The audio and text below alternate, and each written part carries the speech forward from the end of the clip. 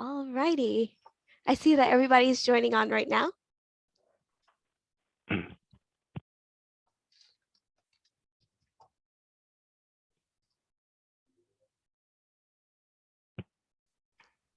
We'll just give it a few more minutes, and then we'll begin the event.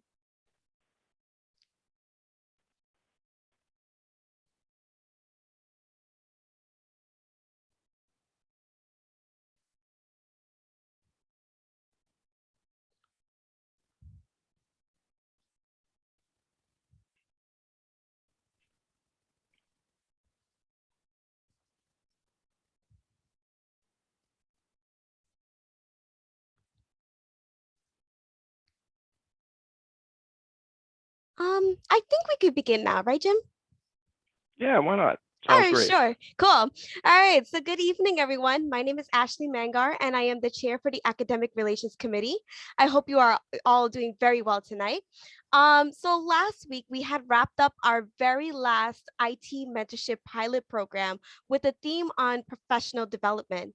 So during this mentorship program, we covered the following topics. We learned about how to create your initial brand, polishing your resume, mastering the basics of networking, acing that job interview, and how to ace your performance evaluations. So to conclude on tonight on the IT mentorship pilot program, I'm here with James Ambrosini, who is the CISO and a tech risk leader at IGI Cybersecurity, and also the Wasserman Award winner for the Isaka New York Metropolitan Chapter. So James, would you like to give a quick introduction to yourself? Sure. Well, hi, everybody. Thank you so much for joining this evening. I really love doing these events and working with the Isaka New York chapter. As Ashley said, I am a consultant at IGI, or the Infinite Group, where I am the Chief Information Security Officer for a handful of clients in the middle market. Prior to that, I spent probably 25 years or so in different IT audit, risk, and security positions, mostly at global consulting firms. I ran a national cyber practice. I worked in industry for a little bit, and then way back when I started my professional career as a programmer and systems analyst. Awesome. So just before we begin today's program, I just want to let everybody know that if you have any questions during the program, please use the chat function in the bottom, and we will try to get to your question as quickly as we can. By the end of this program, we do have 15 minutes for Q&A. So if you have any other questions remaining, please feel free to use the chat and we'll try to answer them. Okay. So before we actually begin, Jim, we do have a poll question for the audience here tonight. So let's see if we can launch this poll. So the poll question is, where are you currently in your career? Are you in college or graduating soon, maybe this year? Are you at an entry-level position? Are you a first-line manager, mid-level manager, top level, or are you just not sure? And we'll just take about a minute to answer that.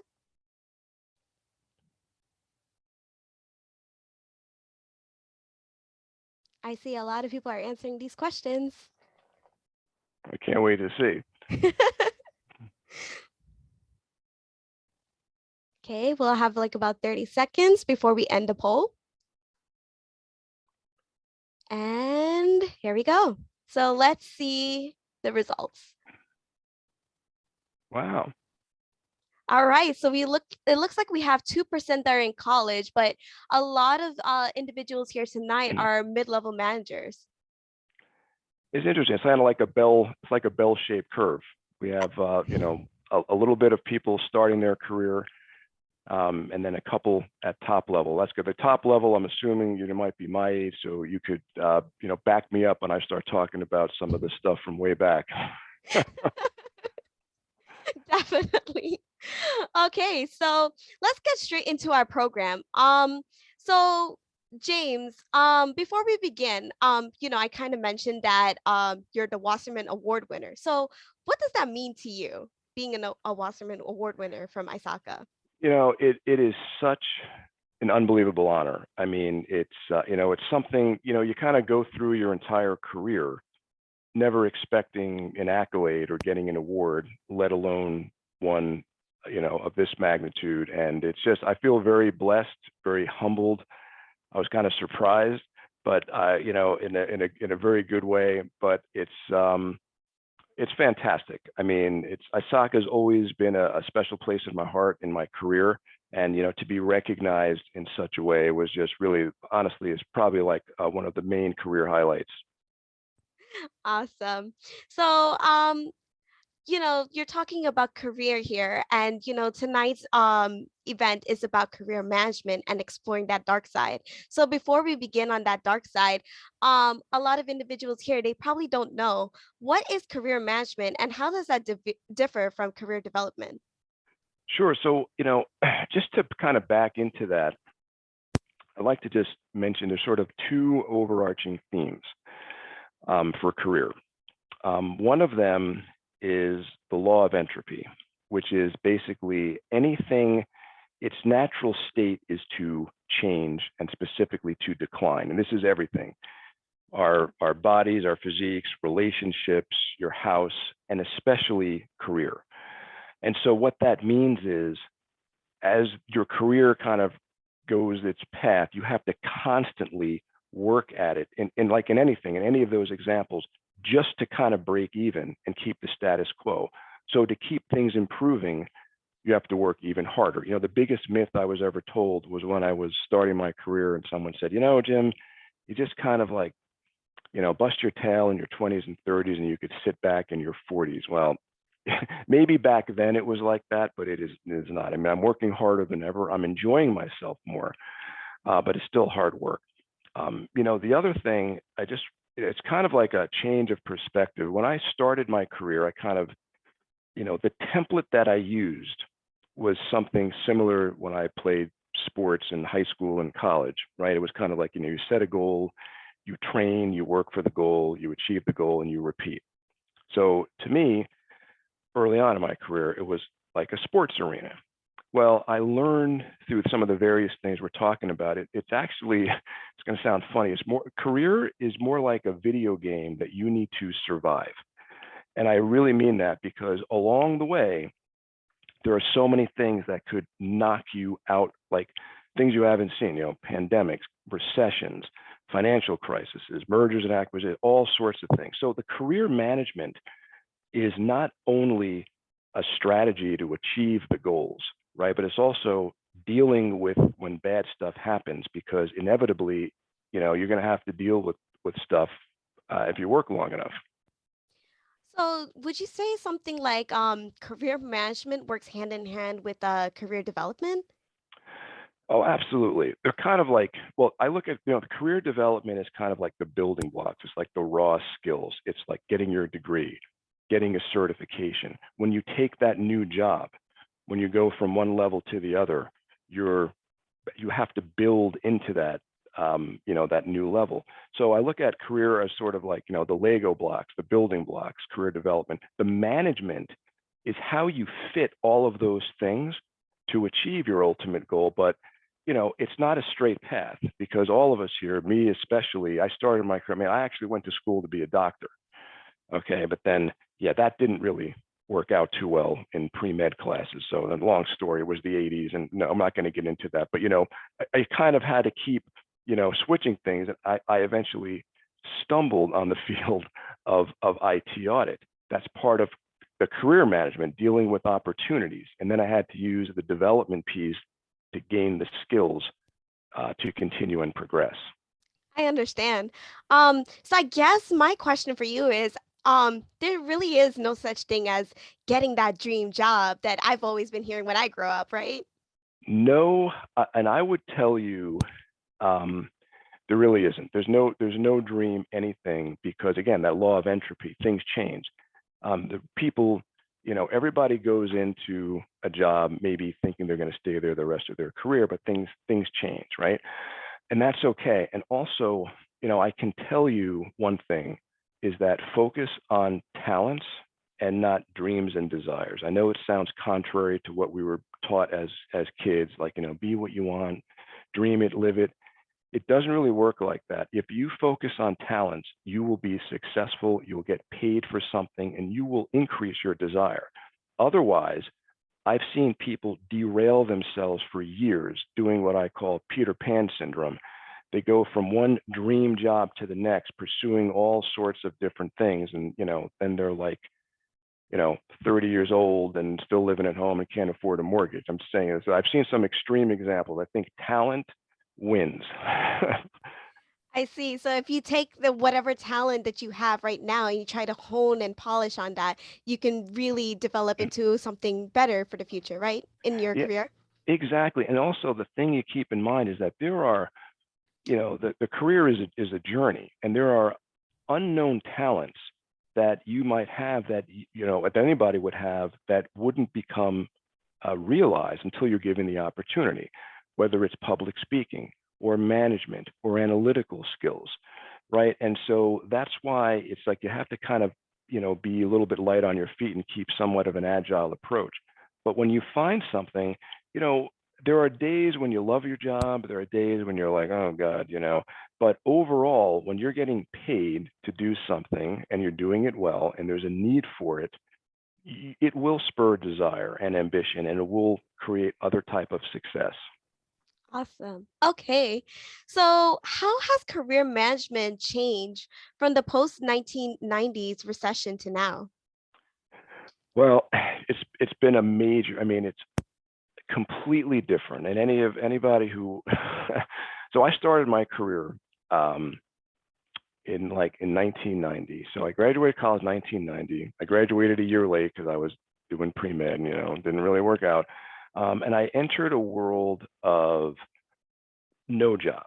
Like literally, if you talk to anybody that graduated around that time, there was nothing. It was hard enough getting a minimum hourly job. I mean, it was crazy. And what I realized then, and still now, was that skills sell.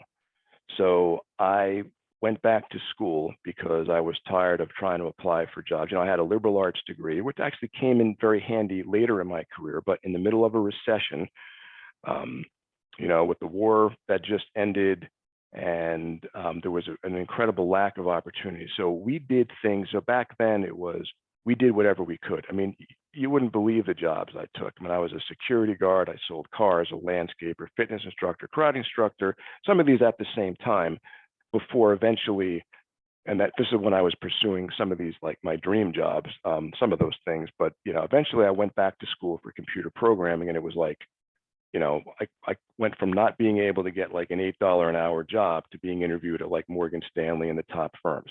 So that's what it was back then. Now it's different. I think people have a lot more options, and they're actually being able, and I think it's very healthy to be able to focus on things that they want to do. Whereas back then, most everybody, we just took whatever we could get.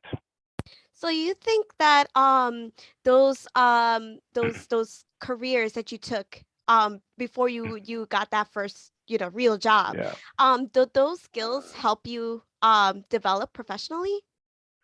Well, some of them did, because the things that I did, like, I was pursuing. Well, it's very, some things were very serendipitous. So I didn't mention, I was trying to get into officers candidate school, so I was taking all sorts of armed forces tests, and there wasn't a need for the military back then because, as I was told, Russia is no longer the enemy.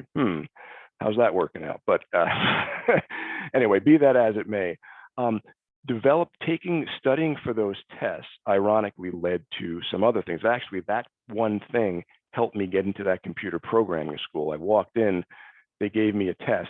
I was used to taking, armed forces, studying for a year, and I aced it. But the only because of that reason. But the other thing was, I think it was really almost a sense of like fear and drive, because when I was going through that experience, taking like literally like hand to mouth jobs, that one experience did pay off, because I always remember what it was like to not have the skills and not be in demand in the market. That kind of helped propel me and motivate me to continue to learn throughout my career, so I was never stuck in that situation again. Got it. I understand. So, going back to kind of like what's happening in current times with the global pandemic and the Ukraine-Russian war, how has career development changed, or did it change? Well, I think that it changed in a couple of ways. So, with the pandemic and now, with the recession, so, there was like a scarcity of resources, which increased prices, and then there was a flood of stimulants, which created more um, inflation, which we're seeing now. So what I'm seeing now is that people are more prone to jump for what I would consider small increases, like $5,000, $10,000. Like if I'm going to be doing a job, I might as well make 5, 10 grand more, because you know what? After all, my expenses just increased because of the recession and everything else.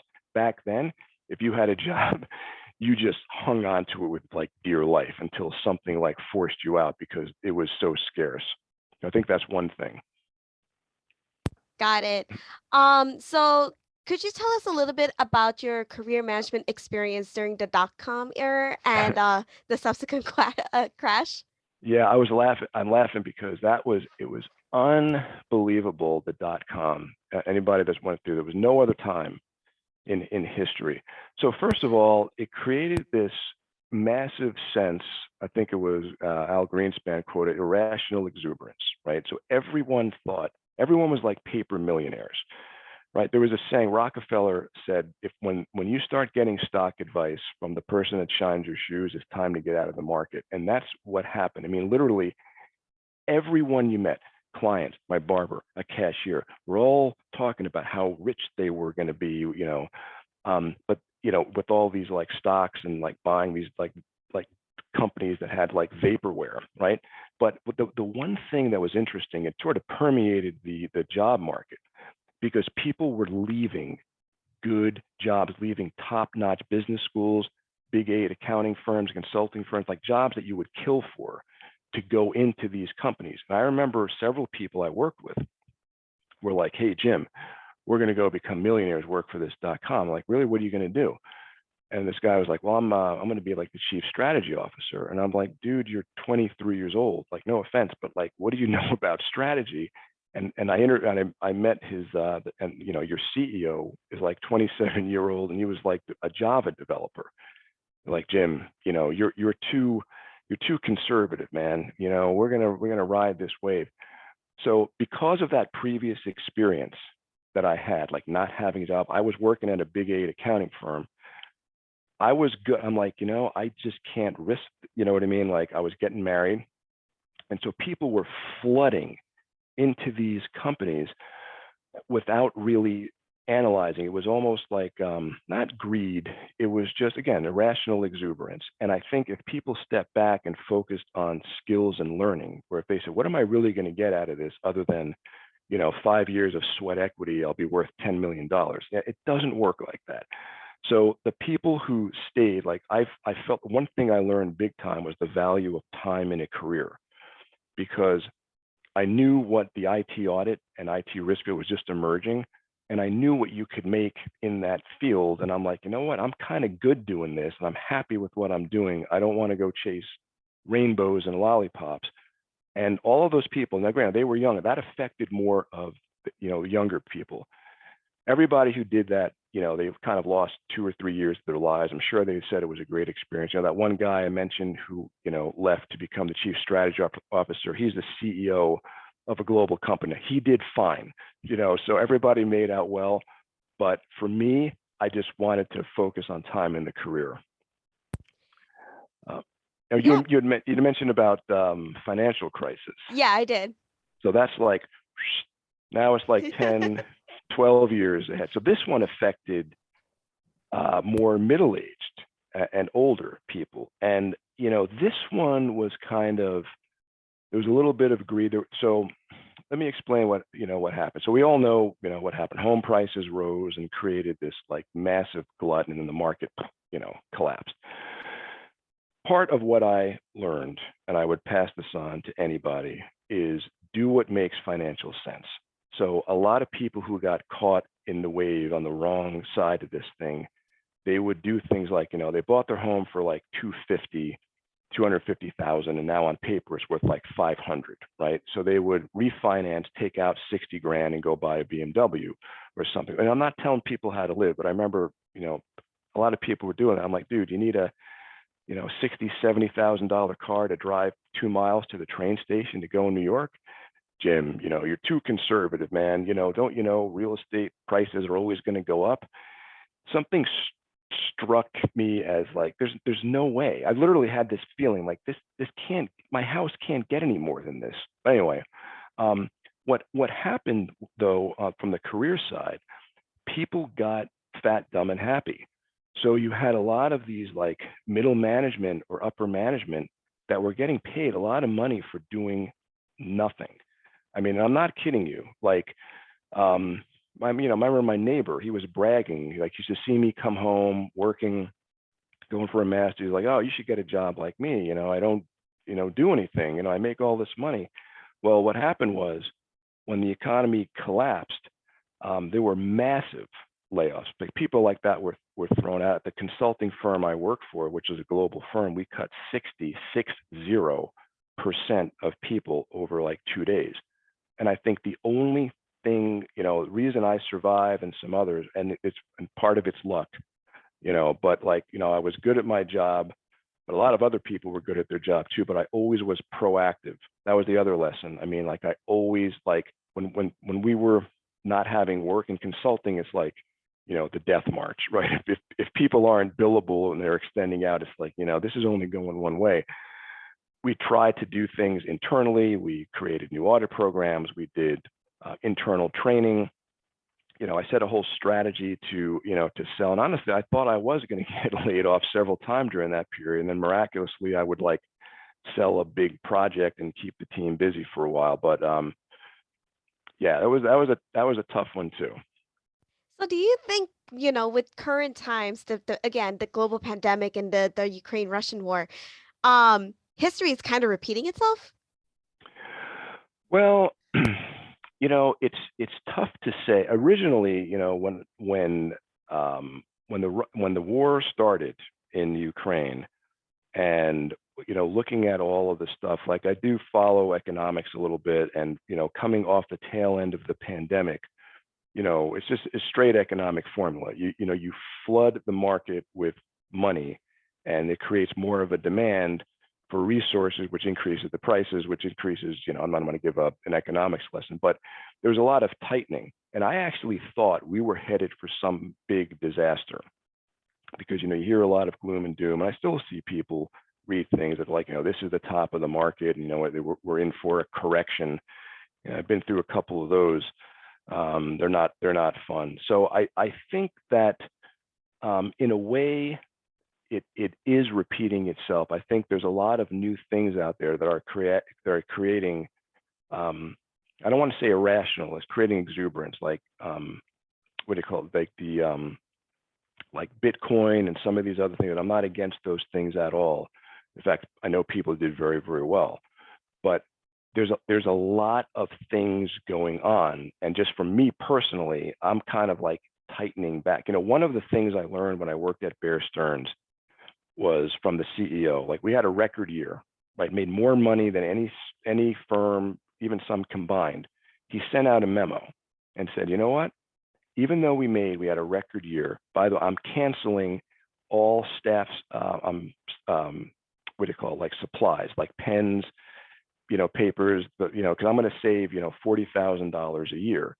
And he's like, you might wonder why I'm doing this. He says, you know what? The time to tighten is when we're doing well, because it provides a hedge for when there's tough time. So I've always adopted that. So like me, and again, coming from probably that experience from not having a job way back in like the early 90s, like I'm kind of like tightening and conserving, because if things do happen, I want to make sure I'm ready. And that's part of that career management. But people, have to kind of have their own strategy too. Okay, got it. So let's talk about some of that generational difference, because you mentioned a little bit about that during our conversation. And how that affects like one's career. So Jim, we have all types of people in working in the field right now. We got baby boomers, we got millennials, we have the Gen Zs. So Mm. each of them has a different mindset when it comes to careers. So how does the different generations influence the reality of the job? Well, it has a profound effect. I'll tell you that. And my feeling is, if you're dealing with anybody in the workforce that's, let's say, 25 years older or more, it's generational. But it's like working for your parents or your grandparents, depending on. So when I entered the workforce, the people who were in charge were like the early baby boomers, right? Now, it was interesting. Most of them were men. They were all Vietnam vets. They had a very distinct way of managing that probably wouldn't apply now. It was very command and control. I give you, if you don't question authority, you just sort of like do it. Um, and there's me, like the Generation X, thinking like this is BS. I don't work like this. And there was fundamental gaps between how they like to do things. One of them, I'll just tell you, which drove me crazy. Every generation has like their thing. They used to love having meetings for everything. Meeting to have a meeting to have a meeting. And it made sense because they didn't grow up with technology. Email didn't even really come out yet, right? So it was collaborate.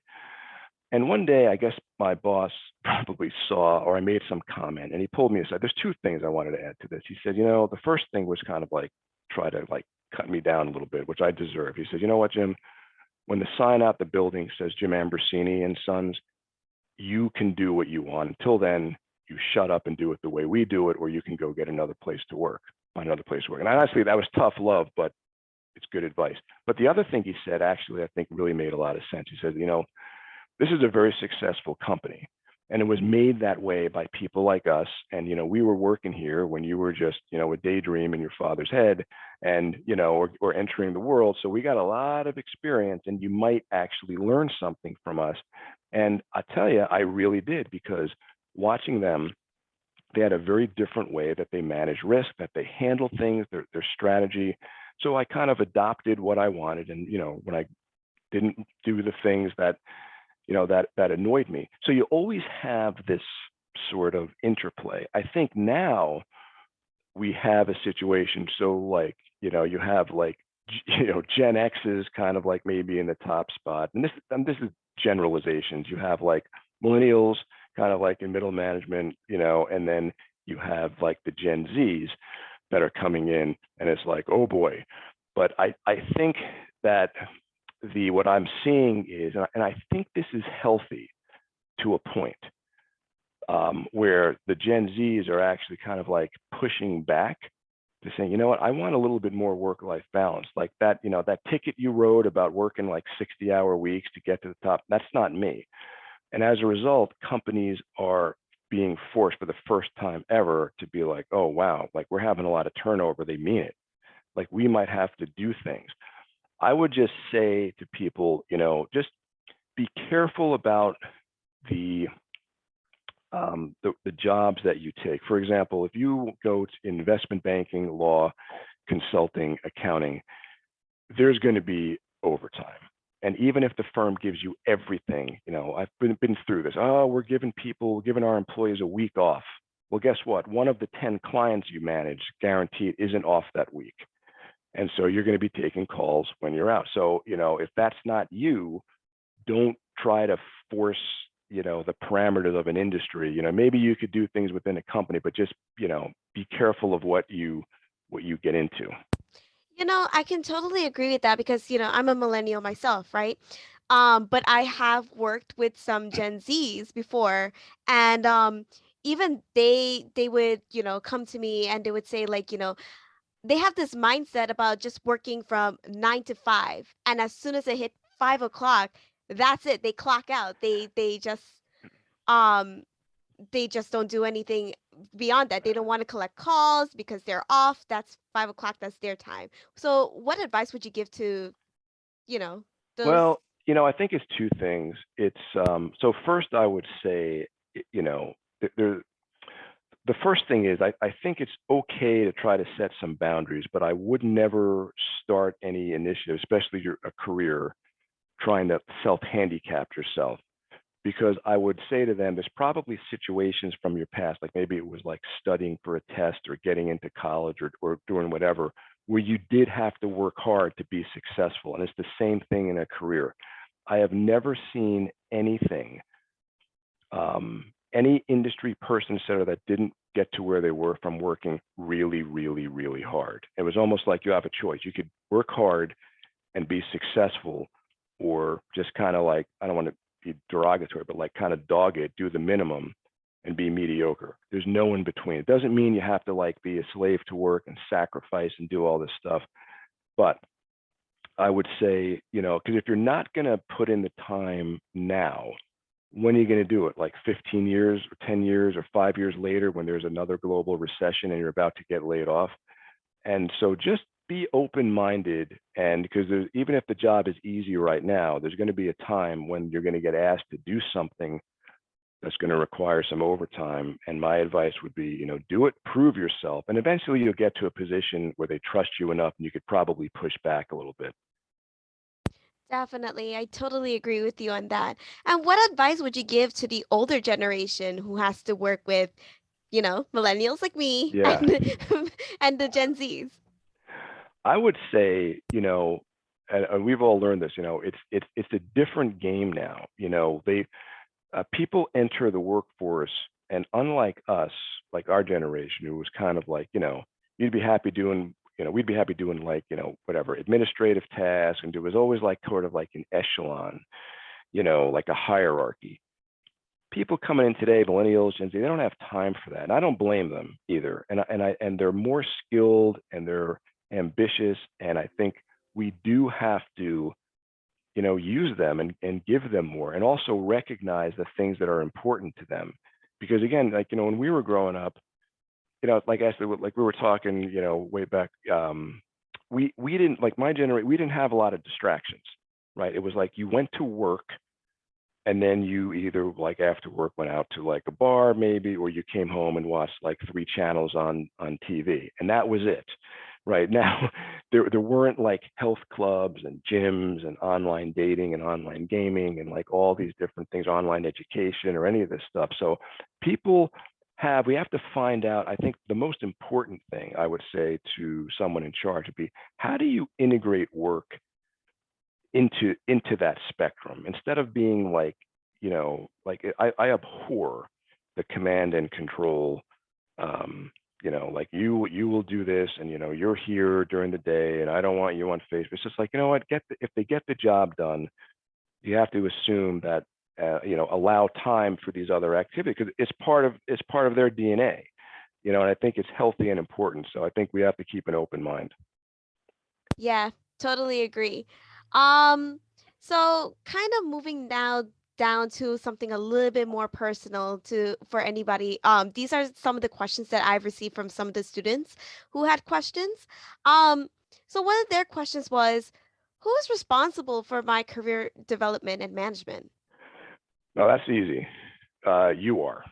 You can't put anyone else, and it would be a colossal, part of career management. It would be a colossal failure to think that you're going to put your hands, in your boss, your company, your mentor.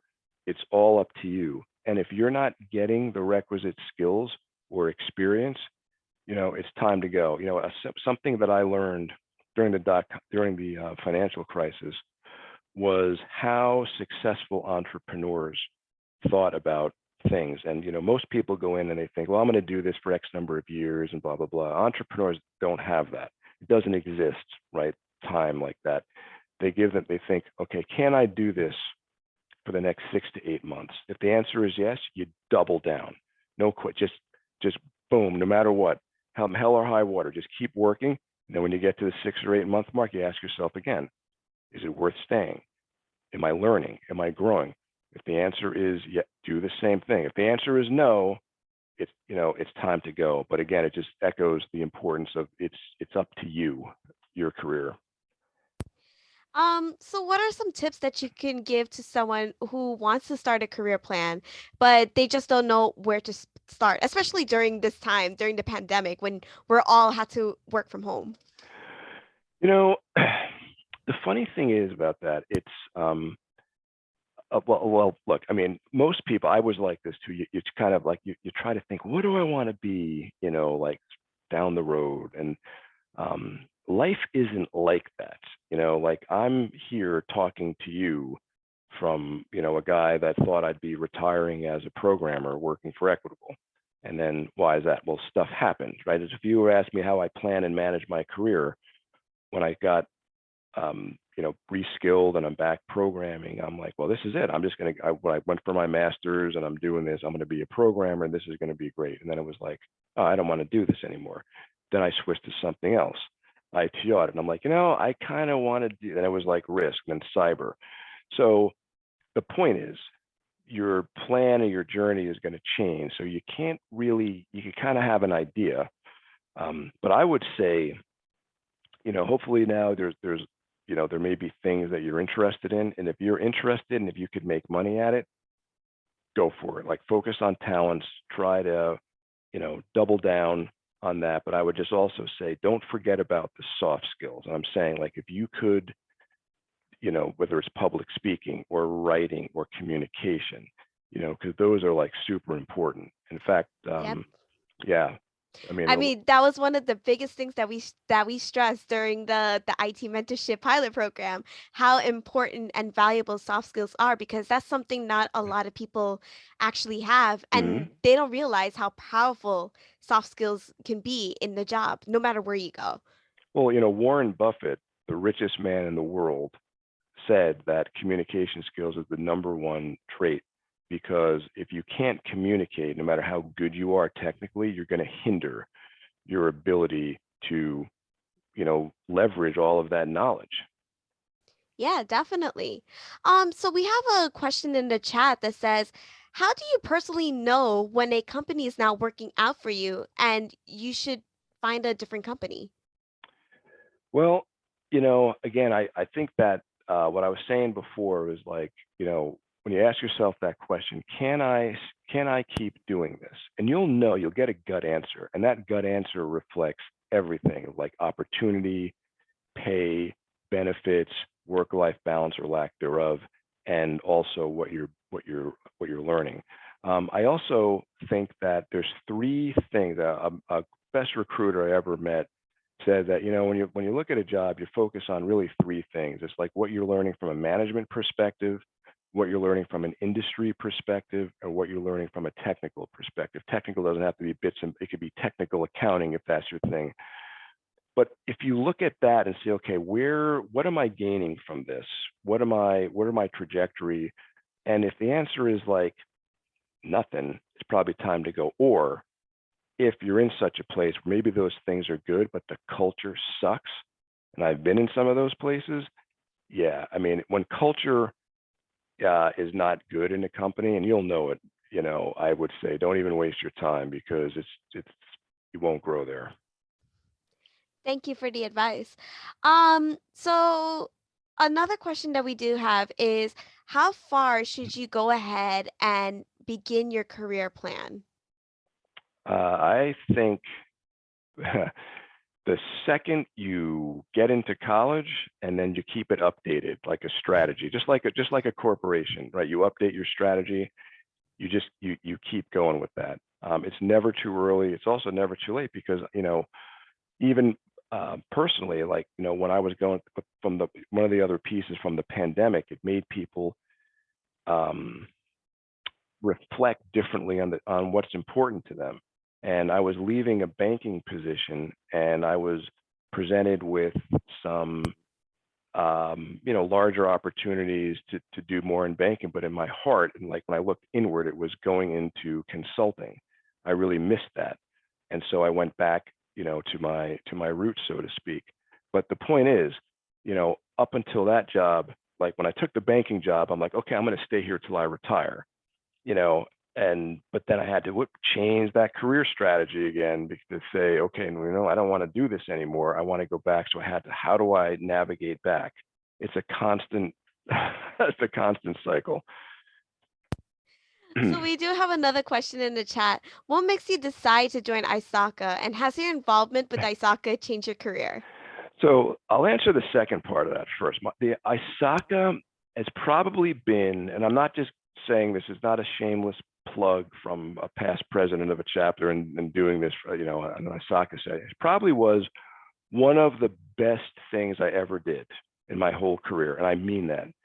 So I joined. I'll fill the blanks in with that. I joined literally on a whim. Again, like a lot of things in my life and career happened because of like strange serendipitous opportunity. I had joined a consulting firm and I was there like 2 days when a managing director said, "Hey, Jim, we got a spot on," he was a managing director. He says, like, "I'm on the Isaka New York board. You want to take my spot? Because I'm too busy." And I'm like, sure. Again, part of learning, I wanted to learn everything. So I got on the board. I started doing things. I had to rebuild the website at that time, and then I became the education committee chair, and then I became the chapter president. And being the president was almost like running a small business. I mean, it was fantastic. We pulled together. I mean, the people I got to work with, the problems we got to solve, the benefits we put for the chapter, and I've always used that experience. It served me very well in my career. We do have another question here too.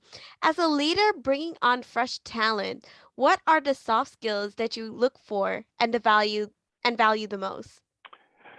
Well, it's funny. So there's a couple of things I look for in general, right? So one is, and I'm a little bit partial to people who were in the military, who had a military background for a lot of reasons, not just to try to give something back because of what they gave, but also when you're in the military, like it's real. You know what I mean? There's no trick stuff. You can get along with teams and can take orders and also do the job, et cetera. Generally committed, also sports, et cetera. But that being said, I just like to give situational interview questions and see how people talk. And honestly, part of the question that goes through my mind, this was like an old school way of doing this, is like, if I was on a 6-hour plane ride sitting next to this person, would it be a good ride? Or can I talk to them? Can we carry on a conversation? Or is it going to be like I want to put my head, through like my seat? I don't mean to be flippant, but it's like who you work with. You got to see if you connect. That's probably the biggest thing. However, it gets to the question that people are asking. There's two questions: are they good enough for the job, and can I work with them, or can this person work with the team? And a lot of that deals with communication skills, being confident, not cocky. Like I absolutely, if someone shows arrogance, and this is just me personally, I abhor arrogance at all levels. They are immediately like, I don't have time for that. So someone being, competent, but still confident and has the good communication skills, I think, and they can do the job, but that's a home run. I'll hire them in a second. So even if, let's say, for that same arrogant person, right? They have the skills, they know how to do the job, they can execute the job and whatever, but they have that arrogant background. Would you still hire them? Or My experience, probably not. Now, some people might disagree. Now, the reason is, again, I've been around a while and I've seen what happens. And generally, the arrogant people tend to annoy, disrupt, or outright, pardon the expression, piss off the rest of the team because they think they're better, they deserve more, their attitude. So I'm very keen on that. And I don't want to hire someone who I feel would make someone else come to me. And I've seen this where it's just like, this guy's like, or person is a jerk. I don't want to work with them. And you see it. And I don't think that's a good mix personally. Other people, they might hire them. We could do the job, so what? But you got to remember, depending, you're not just hiring you're building a team. So you have to think of a team-minded concept. Is this player, so to speak, going to fit well and make the team better? Are we all going to grow together by every person we add, or is this person just going to be, like all out for him or herself? definitely, I can see that. And the last question is, do you have any resources on how you can manage your own career development? Wow. Well, I tell you one thing that's a very good one. You know, those online like Coursera or Udemy, I do those a lot to refresh different skills. I also think it's important to have interest outside. You know, in fact, one of the interview questions last, what do you do outside of work? And I want to see something. And I mean, I'm not going to ding someone for, but I hope they're not going to say, well, I read cybersecurity manuals for fun. I'm going to be like, dude, get a life. What else do you do? I mean, you got to be well-rounded. So, I mean, what's helped me in my career is going to sound strange. I was a philosophy minor, again, a liberal arts major, right, from college. So I study philosophy. I've taken courses in it. It just helps me think better and deal with things, and also having hobbies, whatever it is, like weightlifting or taking certain, sports and doing things. I think it helps. You need that outlet, whatever it is. So we are at 6:45, so Q&A questions are now open. So if you have any questions, just feel free to drop it down into the Q&A box or into the chat function. I see that we have one question here. What is your advice for someone who has been at the company in the same position for a long time? Is there a negative in staying in that position? Okay, interesting point. So I will say this. This is something going back to the financial crisis.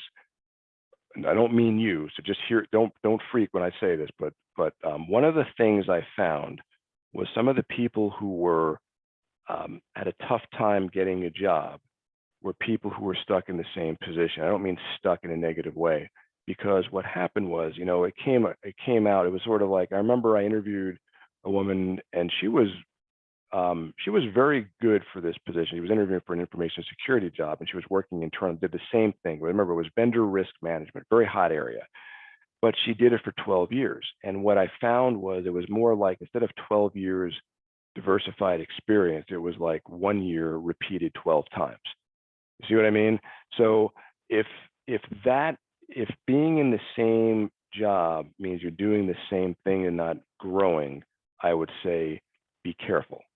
Just, you don't have to leave, but just me, like, I would be trying to get certain things, like either working on another degree, or getting a certification, or asking for another project, or volunteering, trying to keep my options open, because sometimes it's perceived differently. If you're in the same job and you're like, you know what, every day is like a new adventure, that's good, because you have plenty of things to draw from during the interview process.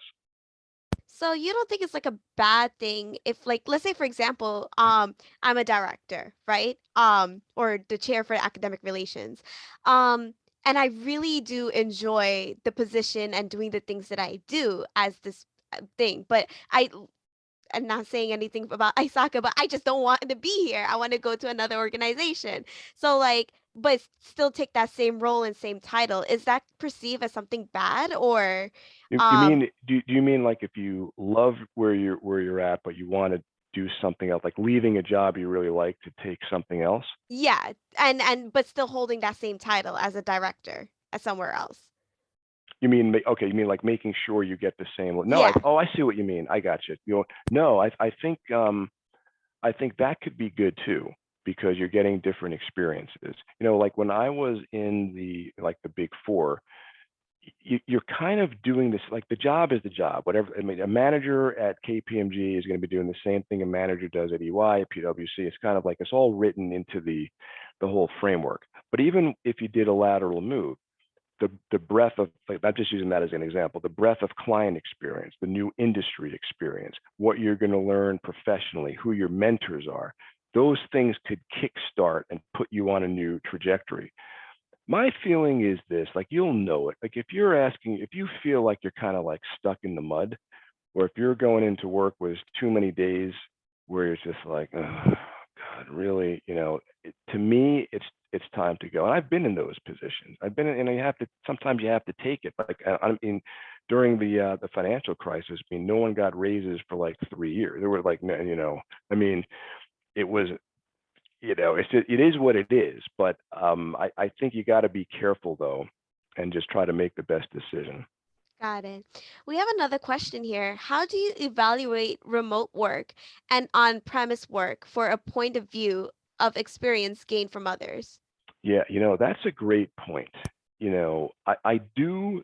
So first of all, I'm a huge proponent of remote work. And anybody who's ever worked for me can attest. Like I was a proponent of remote work before it was cool to do remote work. I was like, I don't care where you work, just get the job done. Right? You could be on a beach in Maui, get it done. Um, but I think that we miss something. The mentoring, the camaraderie, the water cool talk, like especially when you're younger, putting up, going out for a beer, after work to talk about your boss. That's all that's all part of, the career management. I think that if you were talking about evaluating, opportunities, I think, clearly on-prem work, you'll get more exposure. People will see you more. It's probably better. Me personally, I want remote. I just can't be tied to an office. But I would say this for someone doing remote, especially like a younger worker, try to seek out mentorship. And, if you don't see your boss, set one-on-one meetings just to check in, let them know what you're doing, join professional organizations, get mentors, role models, because you have to really manage that because you're not going to, it's a little bit different. Yeah, I do enjoy my one-on-one meetings with my bosses. I mean, um, because we share information and they at my bosses at my job at the company that I'm working for, they're able to articulate any questions that I have. I set up one-on-one meetings with them right away and just say, "Hey, I don't really understand this," or That's great. Yeah. and I love that feedback that they gave me, that they sit down, they actually take their time to teach me a little bit of things that they learned and their experience, and I get to ask them more questions. So that's a really great networking skill that I really loved and enjoyed at my company right now.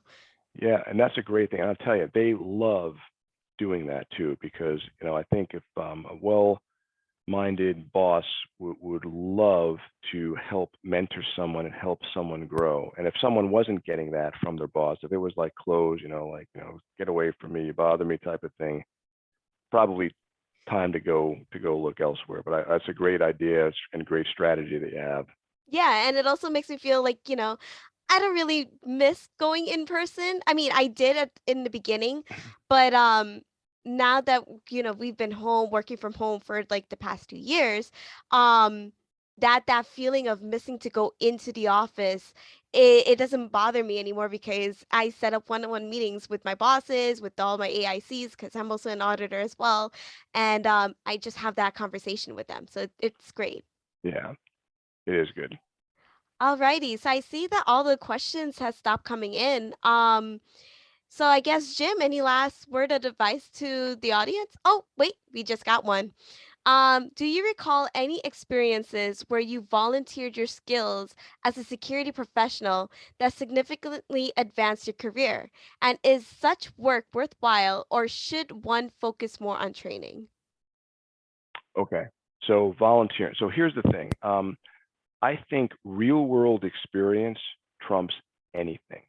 I would even say to someone, I'm one of these people who would say, like, and by the way, let me just put a disclaimer. I'm not trying to talk anyone into or out of anything, but I'll give an example of something. Like if someone said to me, I want to go get an MBA, I'd be like, great, unless it was from like a top-notch school that would make a difference, I would say, you know what, you'd probably be better starting a small business or working in a small business, or like what you will learn so much. Like I learned so much about business working at Isaka. And when I became the president of the chapter, because we did everything, we did strategy, marketing, development programs, finances. It was probably one of the best business experience I had, and it was real. So to your point, I would say go volunteer your time, do it like real, because that's going to be, you're going to deal with all the nuances of like, oh, this didn't work as I planned. I have to like really use an analytical skills and customer skills, et cetera, even though it's volunteer work. And I think that trumps training any day, personally. And I can attest to that too because I have been volunteering since high school. And if you ever looking for any type of volunteer opportunities, definitely check with your company to see if they have any. Or the Isaka New York Metropolitan Chapter always have some type of volunteer opportunities that you guys can check on our website and volunteer as well. So I think that's the last of all the questions that we have. So, Jim, again, do you have any last words of advice to the audience? Uh, I'll just say this. This goes out to the young folks. I'll just say just a quick story. When I used to work with people from the government. They came out of like NSA or whatever. And they used to have this saying. You say to them, "How's it going?" They say, one day closer to retirement.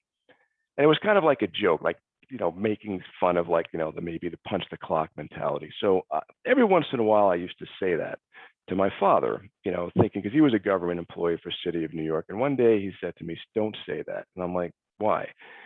He goes, "Jim, this is when I was about 40 years old," and he said, "You know what? Right now, you're young, you're healthy, you have the best years of your life and your career ahead of you. Someday, that's going to be behind you. Don't rush the years away." And I never said it since, and that was good advice. It does go by fast. I mean, it seems like yesterday I was that kid out of college taking those, less than favorable jobs, and here I am coming up on 55. It's been wonderful. I wouldn't change a thing, but it does go by fast. So enjoy the ride. Thank you for that. It is a really good advice. And I think some of the audience also agree with that too.